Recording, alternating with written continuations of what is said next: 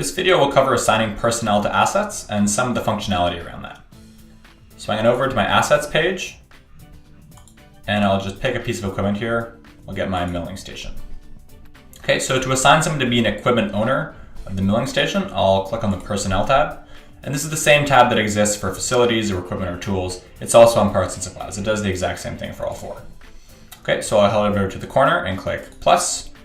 And this lets me add either a person or a group to be assigned to the asset. So I can click anyone who's from the administrators group, or I can do something like I can add Cameron or Greg.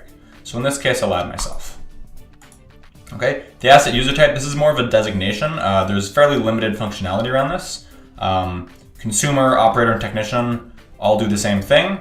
If you add them a manager, then this has some implications for messaging, but that's covered in a different video. So for now, I'll leave this as consumer and click save.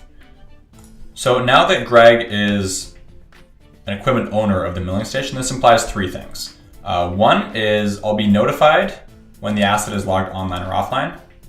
So the asset's set offline, I get a message, and then later on, if it's logged back online, I get another message. The second thing it does is for any new work order for that milling station,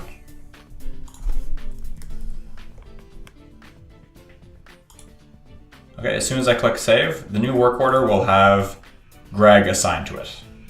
Okay, just by default, because Greg is an equipment owner, it's the same thing for groups. If you assign the technicians group to the milling station, then the group would also be assigned to the work order.